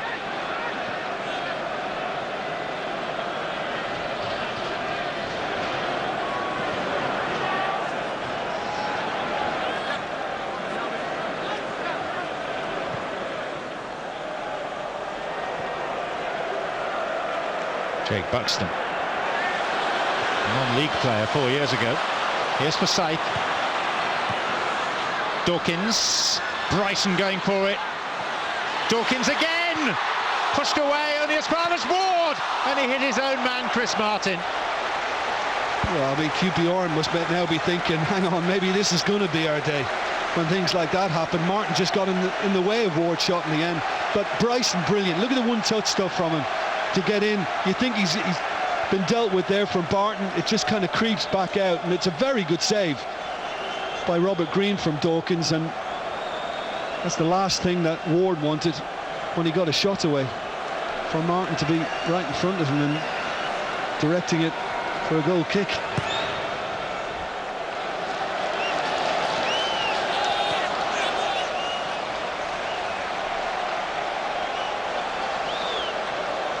It's turned into a very pleasant day, but it's an agonising one if you're centrally involved, as Steve McLaren is.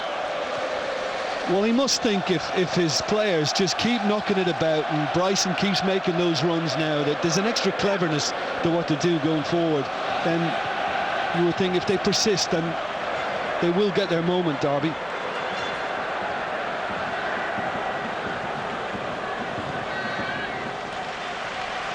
Well, of the 24 previous playoff finals in the English second tier, this fixture was initiated back in 1989. 5 have gone to extra time and 2 to penalties. I was fortunate enough to win at this level with Leeds United, John, in 89-90, and I can assure you we almost let a lead slip. We managed to win the championship, but the last thing we wanted was to slip into the playoffs and have to go through this. Dawkins. Was that in the days where it was aside from the top of the second tier against a team threatening to drop out of the top tier? No, that was just basically 4 teams from this level, yeah, the 4 that didn't get the top 2 places. Ward. Dunn again, he's been outstanding, you know. Nearly everything that Derby have thrown into this box, he's gotten his head to. Ward tries with his left foot this time, and there's Dunn again. 4. Not the touch he was looking for. Derby tigerishly win it back. Here's Hendrick.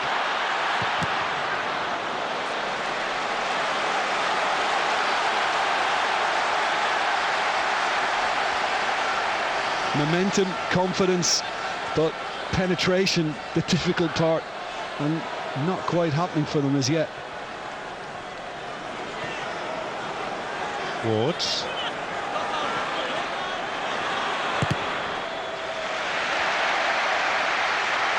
Corner kick rises.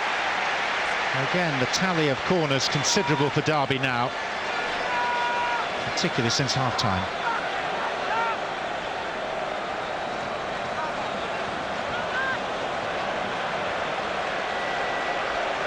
The side goes to the near post, just over him.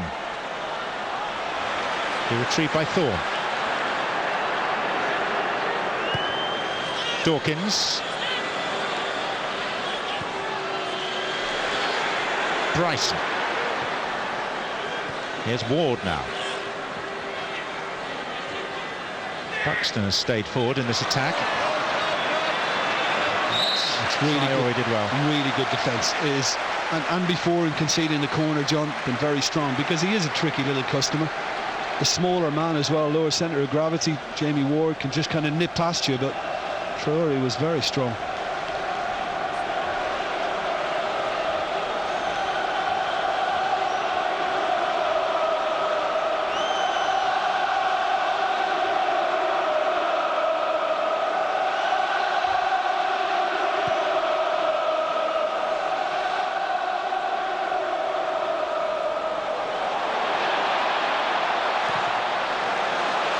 Launched high by Forsyth. Looked like, and indeed was, a push by Zamora, apparently. I'm not sure. I think it was played on by Keogh a little bit. Zamora's just giving him a little bump as if to say, you milked that, mate.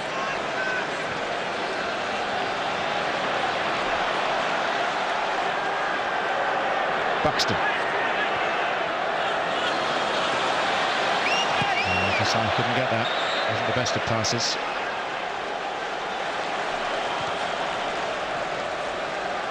Yeah, it wasn't the greatest attempt at a clearance before from Craig Forsyth with his right foot as well. Just a Gary Owen straight up in the sky.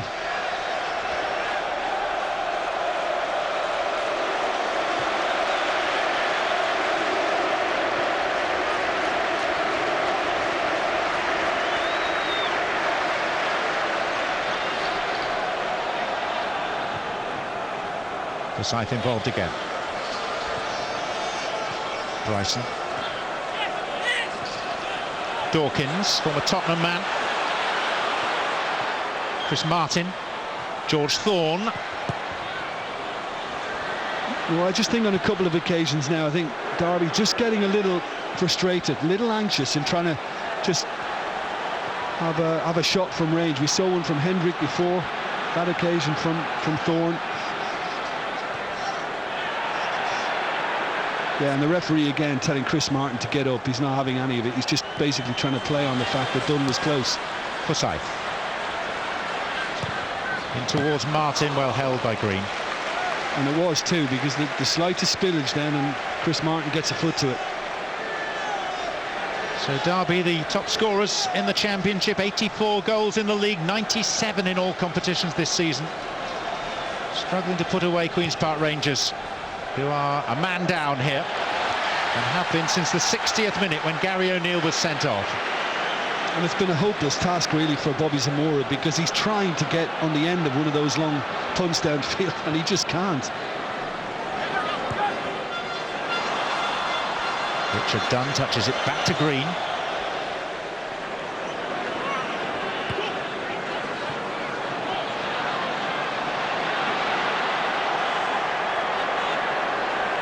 Buxton. Forsyth. It's Thorne. Simon Dawkins. Angle for Dawkins, but no power in the shot. And Bryson again, who'd made the run, just keeps it going.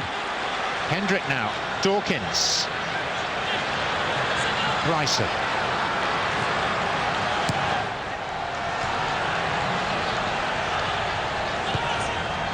Simon Dawkins again.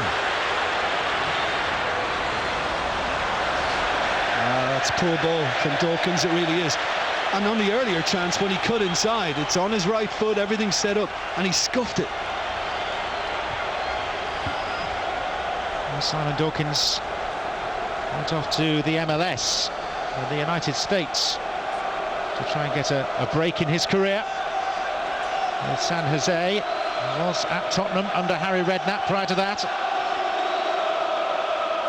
Harry Redknapp enjoying, or should that be enduring, his first taste of the playoffs in his 32nd season as a manager. It is endurance now, it really is. He'll just be praying for one chance before the 90 minutes are up, provided Derby don't score first. This is Bryson, and now it's Dawkins. And Dawkins showing good persistence, but then fouling Danny Simpson.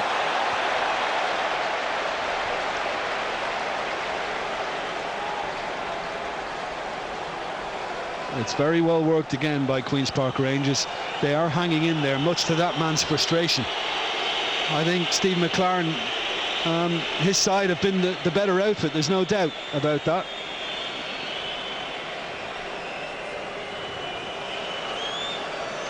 The attendance is a record for this fixture, 87,348, never before has as big a crowd as that watched the Championship playoff final, either here or in Cardiff.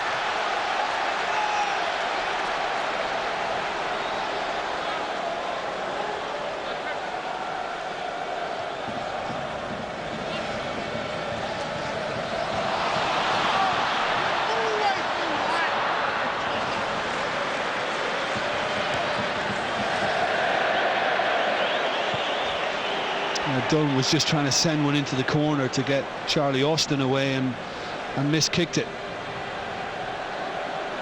Yeah, I think on balance of what we've seen, John, and I know that Gary O'Neill sending off is a huge moment in the game, but Derby have been the better side and merit a victory, but will they get it? Dawkins down for Forsyth.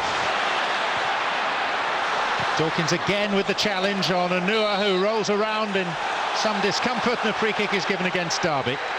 He's fine, Anua. What's happened here is Anua's kicked up into the ball and Dawkins' foot is high, but I don't think he catches him directly. Bryson did brilliantly to keep it alive once more, and just here's the little break, and Anua just puts his foot through it, and I mean, when you raise your foot like Dawkins has, then it always looks worse than it actually is. And this record crowd now basking in Wembley sunshine, certainly at one end. The sun is shining on QPR.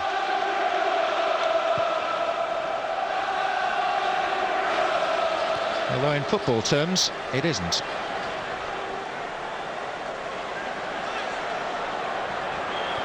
Martin. Bryson comes from an onside position. He was looking for Ward. Yeah, he just needed more on it. Needed a little more depth to get it away from Traore, Bryson, and he kind of hangs his head a little, knowing that he should have delivered. Well, we're hearing that as things stand, there are going to be 3 additional minutes, so QPR are 7 minutes away from taking this to extra time.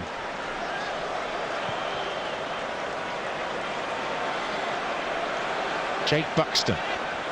Everyone back for QPR, for Scythe's ball in. Once more Dunn to the rescue for QPR. Fantastic, Richard Dunn. He's like a one-man defence at the moment. Keogh. It's Bryson, Martin, Dawkins. Chance for Hendrick to have a go. Slight deflection on it, took the way off it.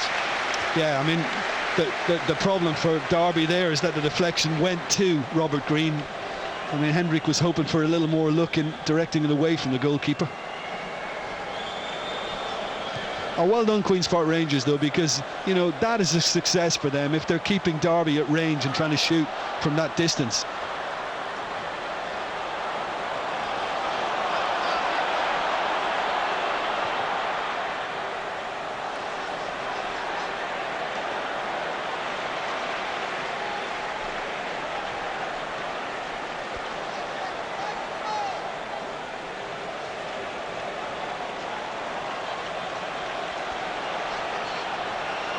Buxton, Dawkins.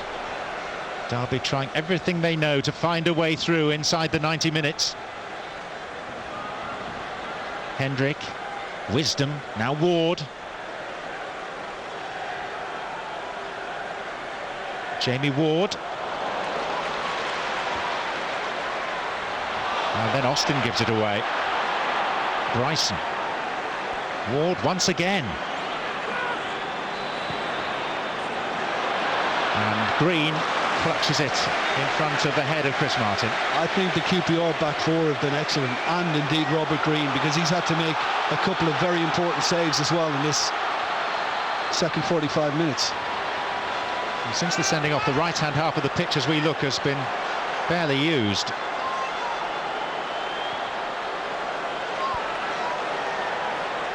And that dismissal is nearly half an hour ago now.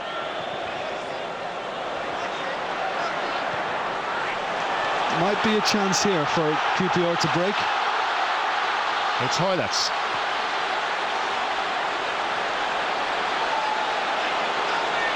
Done.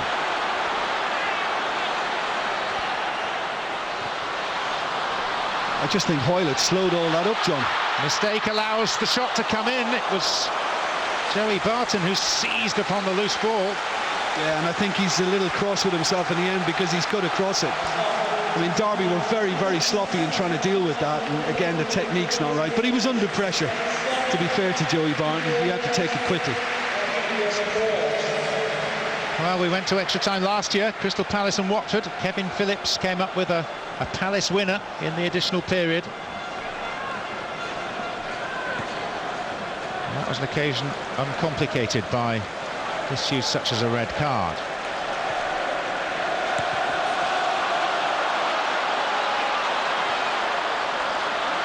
Zamora.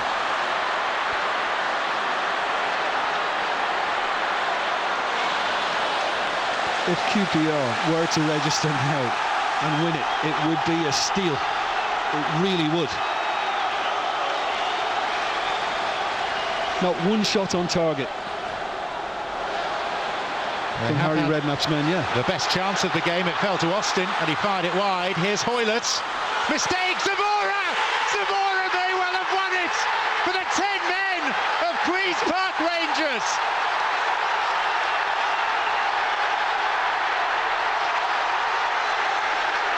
It just doesn't get much more dramatic than that.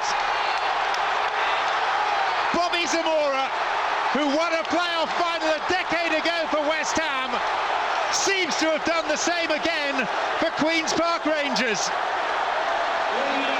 in what may well be his final appearance for the club. Well, listen, as they say, come at the hour, come at the man. I think it's the mark of a goal scorer. When the moment presents itself, can you deal with it? And it's awful defending here. It really is from Keogh. He's just presented it to Bobby Zamora, but he's still got to keep his composure. And he's just cut an absolute beauty away from Lee Grant into the corner, and well, you never would have thought it. They really look like stealing it now. And Derby fans and staff and players are distraught. Well, how did Derby get their heads clear for these extra minutes?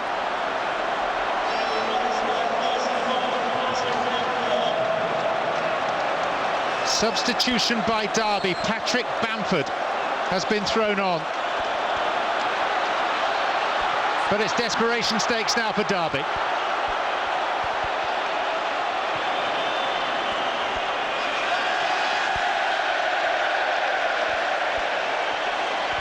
There is Patrick Bamford, who's come on in place of Jamie Ward. But he looks shell-shocked. Derby dismayed and in some cases distraught. Queen's Park Rangers simply delighted. Well, you just wouldn't have seen that coming. And ultimately it comes down to a Derby mistake, John. It's a bad mistake. The cross wasn't brilliant. And Bobby Zamora was given a gift he was never going to turn down. Well, this game never ceases to amaze. This game of football that we love. But at the moment, it's not going to be the thoughts of those fans. Barton. Queen's Park Rangers will have played more than half an hour, a man short, after the sending off of Gary O'Neill. And with their only effort on target, they've scored a goal that could be worth, what, 80, 100, maybe 120 million pounds. It's certainly high stakes, it's certainly dramatic, one feels for Derby. And from a man who hardly had a kick, you know, who worked hard trying to get on the end of something and just retain possession and getting QPR into the opposition half. And then he was presented with a golden opportunity, and boy did he take it. He took it brilliantly. Thorne, one last time for Derby towards Chris Martin. Bamford brings it down, tried the overhead. It's blocked behind for a corner, and surely the goalkeeper has to come now. And he is. All or nothing for Derby. If they could, they'd send on the management team and the Lord Mayor as well.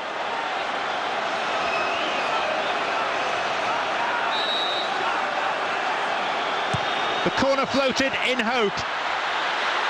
It's in play with Keogh, but he was off balance, and he tried to turn the ball across delicately and just whacks it out of play. Yeah, well, I think for a moment as well, he thought his chance to make amends, Richard Keogh, to quieten that lot. But it looks like it's going to take something to quieten them. Good luck. Yeah. Lee Mason has his whistle adjacent to his lips. He consults his left wrist and his right. Queen's Park Rangers are back in the Premier League at the first attempt and in the most dramatic possible circumstances. Derby down and out. Queen's Park Rangers earn promotion via just one effort on target.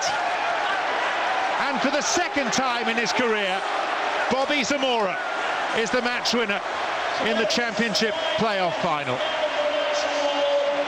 Well, whoever wrote this script had a wicked sense of humour, because yes, the drama has all gone QPR's way, but there's always another side to it, and we're looking at that from Derby. As cruel as it comes for them, made all the running, played the better football, created more chances, and it was just pinched right off them at the very end of the game by that man. Well, it's difficult at times to find the words to describe moments such as that. I think you suggested, Jim, that it would be a steal if it happened, so it is theft on a grand scale. But at the same time, one has to recognise the sheer resilience of Queen's Park Rangers in hanging on in there to give themselves that remote chance. Indeed, and I commented as well on the fact that Robert Green had made some significant saves. I thought the back four were absolutely outstanding, particularly Richard Dunn. Traore did a very good job in keeping Ward quiet, and yet they kept the hope alive for Queen's Park Rangers, and indeed Gary O'Neill, who was sent off, and that was the big game changer and gave Derby such momentum.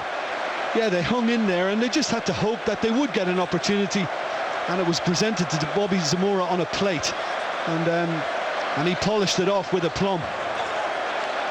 And one wonders what Steve McClaren must be thinking, how cruel Wembley has been to him. Yeah, well, the rain stopped this time, but the results are not getting any better for poor Steve McClaren.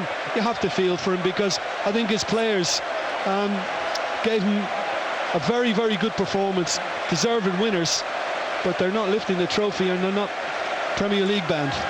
Well, almost unbelievably, the full-time score at Wembley Stadium in London at the end of a dramatic Championship playoff final. The place in the Barclays Premier League next season goes to Queen's Park Rangers. Zamora's goal on the cusp of stoppage time. Derby County 0, Queen's Park Rangers 1.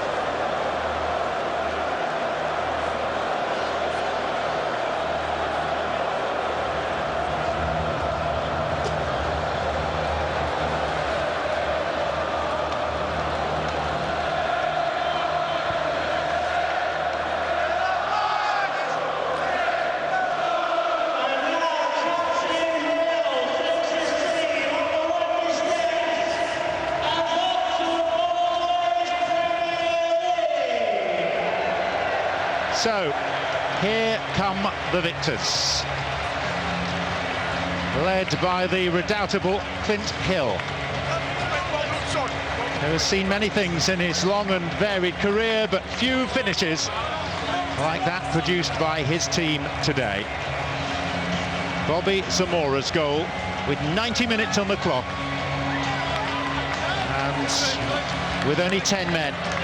And poor old Richard Keogh, the man whose mistake gifted the goal to Zamora, has barely moved since the final whistle.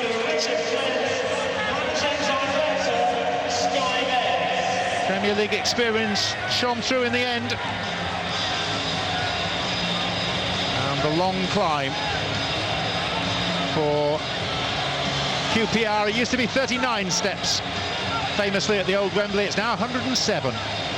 But they won't be noticing them now. They've been away for only a year. There are still serious financial problems facing Tony Fernandes, the owner. But Jim Beglin, they've given themselves a chance. Yeah, they can face those problems in the Premier League. A nicer place to do it. I just think, John, today we've seen the best and the worst of the Wembley playoff experience. One team wondering how they've won this, and the other just wondering how they could lose it. Just incredible for Queen's Park Rangers, and downright horrible for Derby County. Well, as per the League Cup and the FA Cup presentation, players are held on a little landing just beneath the Royal Box before being given the OK to move back into public view. Queen's Park Rangers, who were relegated a year ago from the Premier League with just 25 points, they were 14 short of securing safety. Just 4 wins, they only scored 30 goals. But Zamora, whose goal earned West Ham a place in the promised land 9 years ago, has repeated the trick off the bench. And so it is the Super Hoops of QPR, now in their more traditional colours, at least in terms of their shirts and their scarves. Clint Hill, I don't think, can quite believe what has come to pass. A hug from the owner, Tony Fernandes. Next it'll be the chief executive, Philip Beard. Two of the most relieved men anywhere in the world right now. Joey Barton, Robert Green, a former England goalkeeper, Richard Dunn, a rock in defence, Gary O'Neill dismissed, but one could argue that his challenge actually had a big part to play, the fact that Russell didn't go through and score. Ancient history now, as medals are placed around necks, jokes, hugs and laughs are exchanged. And meanwhile, down on the pitch, extremely sportingly, all of this is being watched by the defeated and desperately disappointed Derby squad.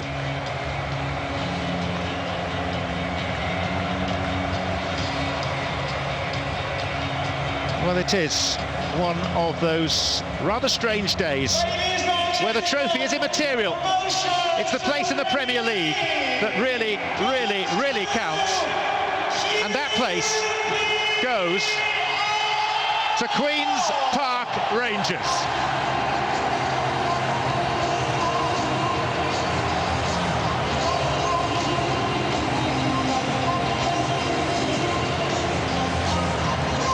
What a classy gesture by Derby's manager,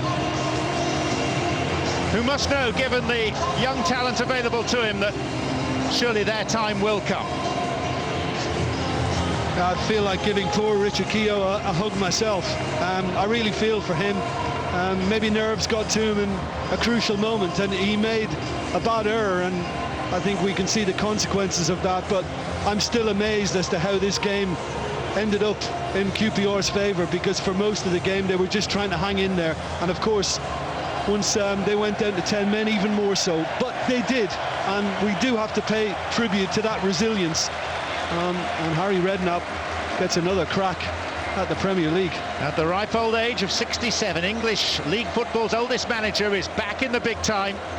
And so are Queen's Park Rangers, after a game that produced a scoreline that had precious little to do with everything else that happened on the pitch today. But the one really crucial moment was provided by Keogh's error and Zamora's goal. A mere bauble for Harry Redknapp after nearly 1,400 games as a manager. Now they can plan for a future on a more stable financial footing. That has to be QPR. Much work to achieve that. They now face a problem with financial fair play, but that will be at the back of their minds. Sporting glory is what concerns them now, as some of the Malaysian owners congratulate a manager who must have thought the game was up when Gary O'Neill was sent off. And I wouldn't be surprised if the planning for next season begins tonight at their celebratory meal, John. I would think they'll already probably end up discussing potential imports for next season, because they will have to bolster the squad for the Premier League campaign. Now that they've made it again, this time they really will want to stay there. They will, and they'll have to cut their cloth accordingly. In those terms, maybe shouldn't be a banquet tonight, but maybe just a helping of fast food. And then on they go. They've been lavish in their expenditure. Their losses have been staggering. But now they have a chance to right the wrongs, to do it properly. And I wonder if Bobby Zamora will have a future with them. He's out of contract at the end of this game, but his contribution, his instinctive finish, guided inside the angle of post and bar, will make a world of difference to the West London club.